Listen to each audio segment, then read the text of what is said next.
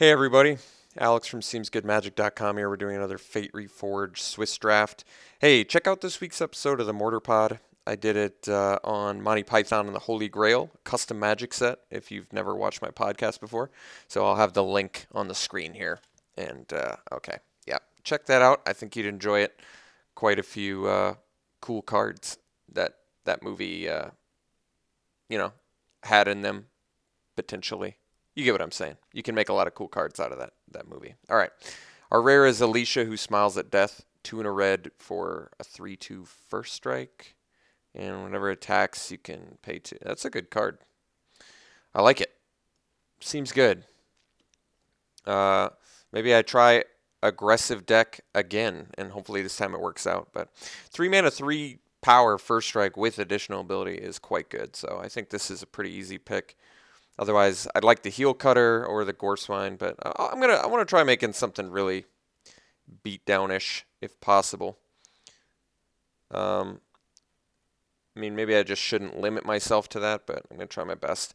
I mean, Battle Brawler is a good one. The problem with the Battle Brawler is it immediately puts me in Mardu. Not that that's a big issue, because it's not. It kind of makes more sense to do Battle Brawler with Alicia because you can actually return it. Wandering Champ leaves me more open to Jeskai, whereas if I take the Brawler, I'm pretty much at that point limited to a red-black beatdown deck or Mardu deck, both of which are fine. I do play white more often. You still get the sweet value of Wandering Champ's ability if I play Alicia. I just don't get to use Alicia's ability to bring back Wandering Champ. So it's kind of a dilemma. I don't know. I guess let's go first strike all day and just limit myself to Mardu right away. Leave myself less open. See how this works out.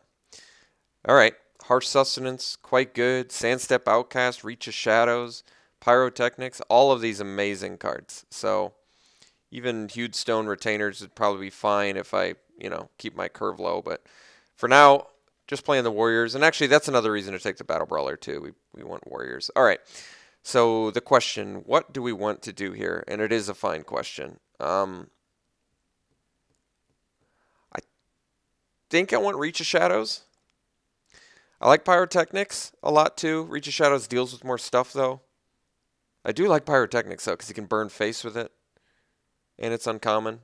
It's actually tough. I really want this Pyrotechnics, but Reach of Shadows deals with more stuff. Yeah, I don't know, man. That's actually tough. Maybe I do want the Pyrotechnics, because I can burn face. But instant speed, take care of anything. I'm going to take Reach of Shadows. Harsh Sustenance and Sandstep are good, too, but I haven't been exploring the 2-color decks as much. And maybe I do want to. Ooh. This is interesting. Hero's Blade, and I actually have a legend. Now that is tempting. There is a Douse and Gloom here, though, which is very good. And another Sandstep Outcast. Jeez. I played Hero's Blade before. It's a powerful card. It is a powerful card. And the fact that it turn progresses into Alicia, too. I'm pretty tempted, I gotta be honest. Douse and Gloom is probably just a safer pick because it's just good removal. I like Douse and Gloom a lot. I kind of want this Hero's Blade. I don't think it tables either. It's a pretty strong equipment, actually. I'm going to take the Hero's Blade. I don't know if it's right or not, but I just want to live a dream. Let me live a dream, will you, please? All right. Gurmag Angler, pretty good card, actually. Typhoid Rats, also good. You can get it back with Alicia. Probably makes more sense to take the Rats. Ghastly Conscription. Yeah, it's a little more difficult to use. And Angler is actually really good, but I'm going to take the Rats. I want the Death Touch. Hungering Yeti, though. I'm not going to be green or blue, though, unfortunately. Let's just take the Rats. That's okay. Okay. Now we have Bloodfire Enforcers, but I have an instant. I do not have a sorcery. I could take the Fierce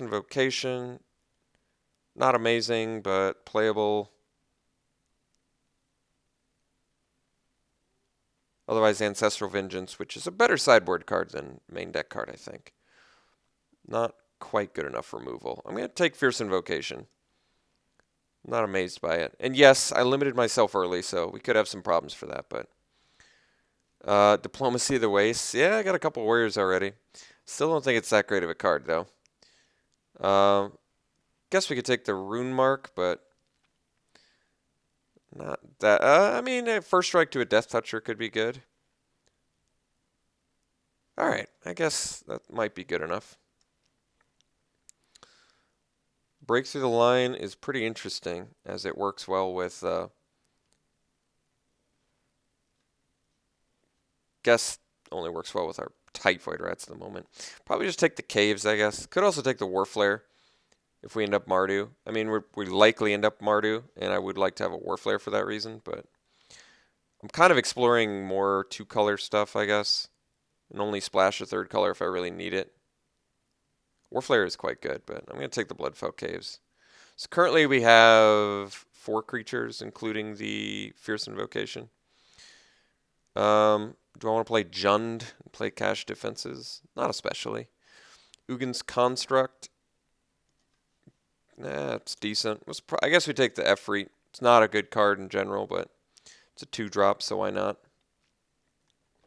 Alright, Skirmisher is a warrior. Do I need a second Fierce Invocation? I mean, I'd prefer to not play it. Guess we could just take Rugged Highlands. There's something I want to splash in green. Maybe I should be willing to branch out of clans if possible, but I'm not giving up much of anything for that picks there, so I think that's fine. Alright, Hewed Stone Retainers are pretty interesting.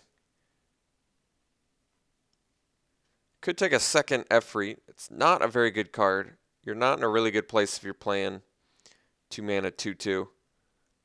No other abilities. But I guess it works well with the Battle Brawler. I think Retainers is just better. I'm hoping to have a low curve, so. Guess we could take Teamer Battle Rage. See if there's. I want to use it. Alright. Word Scale Dragon. Guess we'll. Neither of those cards are super interesting, so we'll hate the dragon. Ancestral Vengeance I'll take. Possibly play. Sibsig Host. Sure. Alright, so not the strongest pack one. I am trying like weird stuff basically in this draft where I potentially just go 2-color. Or, and I mean, if I find Mardu cards worth splashing, of course I'm going to splash white. But I don't know. I'm interested to see if how like realistic 2-color decks are in this format now with Fate Reforged. Well, we open an awesome Mardu card right away, so probably just taking that. Not really giving up much of anything for it. Maybe a Fixer or a Summit Prowler or something, but I love Ankle Shanker. It's a great card.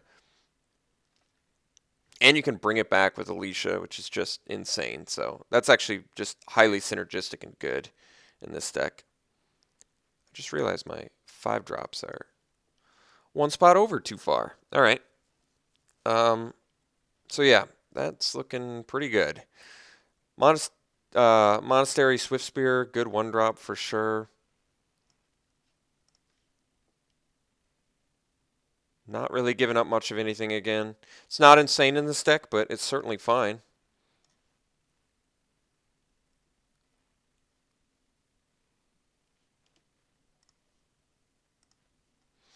Okay, here I think we probably just take the... Well, I was going to say Pony back, but I actually think we take Debilitating Injury. I want some more cheap removal to go along with all these cheap creatures. And Debilitating Injury is a great one, so I think we could potentially tempo our opponents well if I take this injury. Have a really low curve, play 17 lands potentially. We will be needing a land to make this Ankle Shanker work, so I'd like a little bit of fixing, but for now we're on a good path for aggro, I think. Alright, like Horde Ambusher is very good. There's a Scoured Barrens, which helps us splash for the white, but I'm almost like more willing to cut Ankle Shanker and just really go super deep on just good creatures. Like Horde Ambusher is just a very good tempo card. And like I said, I really don't mind playing 2-color. Ankle Shanker, like I said, is worth splashing, and Scoured Barrens would help with that, but I'm trying just see how efficiently I can get like a 2-color beatdown deck, if that's possible. I'm kind of curious if it is. Like Valley Dasher here, not amazing. Mardu Charm is quite good though, so I'll take that. All right, at this point, I'm just gonna splash white then. And it could be, I should have taken the fixing over Horde Ambusher, but I really do like Horde Ambusher in a tempo-y deck like this. It really it's guns blazing real quick. Aerostorm versus Krumar Bonkin. I think the Aerostorm, we want to burn face. And I think Aerostorm's going to do a good job of that. There's also Rush Battle and, yeah, Krumar Bonkin, but that's okay. What's 9 creatures currently with Fierce Invocation? We're going to need some more, but Aerostorm is tough for me to deny. It really does clean up games nicely. Getting 5-drop heavy, but I'd be more willing to cut Fierce Invocation than any of our other 5-drops. So I guess I am on the hunt for some creatures. Teamer Battle Rage. I guess it gives Double Strike, which is pretty good, but we don't have any super high power guys yet. And we don't have a lot of ways to get Ferocious at the moment, so I guess I would prefer to not do the Vengeance or the Teamer Battle Rage, if possible. All right, we'll take a Bonkin here, which is actually fine.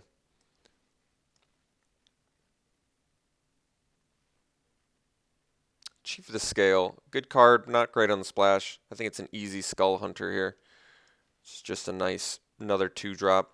Let's just dump the Invocation now. I feel like I have too many 5-drops, and I very much would like to play a 17-land deck here. All right, I think we're just going to take the Caves over the Summit Prowler.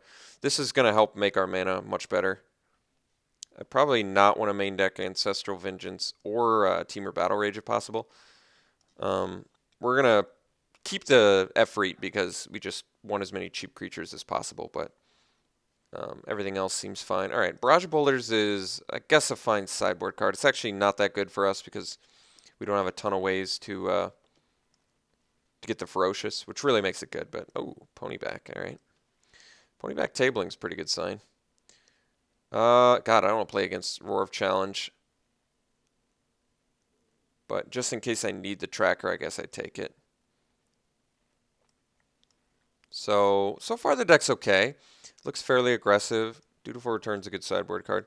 So out of this next pack, what do I need? I really need, I wouldn't mind getting another Legend to make our Hero's Blade even better, but I guess I need a couple pieces of white fixing. So I did pass a Scoured Barrens for a Horde Ambusher, which it's tough for me to regret that because Horde Ambusher really is a good card.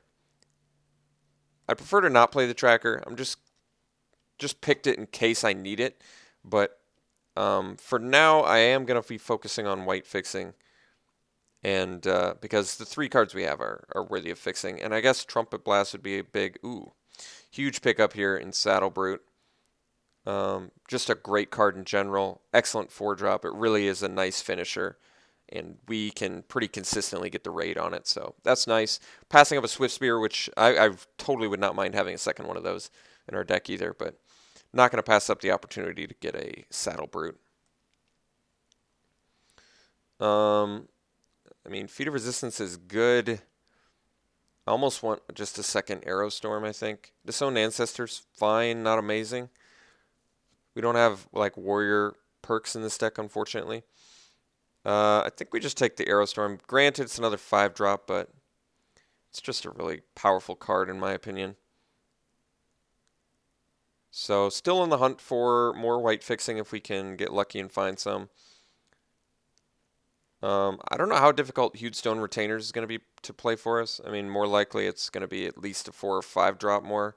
So, I'd prefer to not have to play 18 lands in this deck. I just don't know if we're going to have to or not. I presume I'm not going to, since we're just mostly, red-black. But we'll see. Geez, another Mardu Charm. I gotta take it, but it's gonna be tough to make these white cards work. I definitely want to. All right, we take the Bloodfell Caves. I know you'd think it doesn't make the white easier to splash, but it actually does because it lets you play less red and black. I really want this Skull Hunter since we only have 12 creatures. I mean, there's a chance we table it. I really do want it, though, bad. But I think we need the caves more because we got to make our mana base better. And yes, I'd be happy to explain why Bloodfell Caves makes white spells easier to cast in your deck. If people have questions in the comments about that, I'd be happy to explain it. But the basic idea is you get to run less of both of these if you have one land that does both. So, you know, I have 3 Bloodfell Caves now, which means 3 of my mana represent both black and red, which gives me more space to run plains in this deck, which I'd prefer to not run much of it all, but I may have to end up playing some. Ooh, Raider Spoils here. Ugh, with the Scoured Barrens. How many warriors do I have? 1, 2, 3, 4, 5. These make warriors. 6, 7. Geez. 8. 8. That is a really good amount for Raider Spoils. I also want the Trumpet Blast. God, I want that Scoured Baron so bad, guys. Because Mardu Charms can count as creatures too, and it gives you warrior tokens. So greedy. But Raider Spoils is so good for this deck. It's such a good card. All right, I'm making the greedy pick here. Might come back to haunt me. We'll see. And then we get an Ascendancy. Doesn't this make warriors too? I guess it's just red goblins, but I'll take the Ascendancy. Hopefully we find a... I know, I'm going greed crazy. I can't help myself. I have a sickness. Like, I'd almost rather at this point just play 18 lands and make all these sweet 3-colored cards work. I can't pass up a Raider Spoils with this many warrior cards. Because I said both of these count as warriors too. You got to keep that in mind. Let's see. Secret, but I guess I'd prefer to not play it. Swarm of Bloodflies is fine. It's another 5-drop, but I guess that might be some justification to play 18 lands. I mean, Swarm of Bloodflies is actually a really good card with all these token producers too. I guess we take it. All right. Canyon Lurkers seems correct. I'd probably play it over Hewedstone Retainers, just because Hewedstone's a little bit limited. I'm not sure I mean, 6 mana I can cast it with something else, but probably prefer the Lurkers. None of these cards matter. I guess I take a Shatter. Harrier is another warrior, but I don't know if I need it. Snakeskin's not that great though either. Alright, whatever. Take the warrior. Sidisi's Pet versus Despise. Well, Despise makes the Retainers more playable. Howl of the Horde, what can I copy? Realistically. Mardu Charm. I mean, I've yet to play Howl of the Horde, but probably take it anyway, I guess. I typically like Despise, but I think I'd prefer cards that just deal damage for now. All right, so I guess we can play 18 lands. I probably cut the Rune Mark because it's not that great. And I probably cut... Maybe I do keep the... Well, I guess I keep the Retainers if I'm running 18 lands. How realistically can I play Retainers well in this deck? I actually have no idea. I mean, for under 6 mana, it seems pretty unrealistic that I could play it for under 6 mana consistently. Or fixing it up. Pretty atrocious, I admit, but look how good Raider Spoils is in this deck. Double warrior. This is a warrior. It produces 3 guys that become 2/1s. Like, it's so difficult to pass up a Raider Spoils when you're actually in the colors that get the most rewards from it. You know, I do wish Lurkers were a warrior as well. All right, I guess we play 18 lands, which I don't like to do, but Raider Spoils is a form of card advantage. Alicia can bring back some cheap dudes. Actually, Alicia can bring back Ponyback Brigade too, which is just insane. And even Swarm of Bloodflies. That's really incredible, actually. Yeah, Alicia's just really good in this deck. Alright, we're playing 18 lands, so I just need to make one more cut. Prefer it to not be a creature. But Mardu Charms, like I said, do count as creatures if I want them to. So I guess really I have like 16 creatures currently, which then in that case maybe I just cut the Hued Stone Retainers because they're not that incredibly good.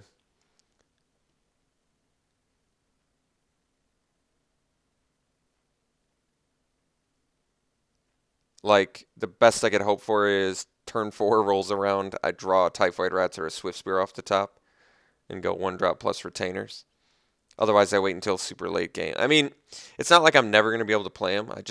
I don't know how good they are yet. And I feel like everything else I have is probably better. Like, even the Hero's Blade, I love that it turns all of my little, piddly, unimpressive creatures into actual threats, which is really why equipment is, in my opinion, good in this format. And just the fact that I can go turn 2 Hero's Blade, turn 3 Alicia is pretty sweet. That is a big Alicia. What is that, a 6/4 first strike with an ability? That's pretty sweet. All right. Yeah, so one more cut. We're going to play 18 lands. Retainers get the axe. So we have 15 creatures, including the Mardu Charms. I probably have to run 4 planes. We do have 5 white spells. Can I get away with 5 planes? God, I would say no, but we'll find out. So really it came down to, did I want a Raider Spoils, which I really did for this deck. Mardu Ascendancy, Ponyvac Brigade, Mardu Charms. Are you kidding me? Of course I wanted a Raider Spoils for this deck. Or one piece of white fixing. We'll see if that comes back to haunt us. I'm not sure if it will yet. We got to do at least 4 planes. You know what? I think we can actually do 5. And look, our mana base actually isn't that bad. If we do 5 planes, we get 8 red, 8 black. We're not really color intensive beyond our 3 color spells.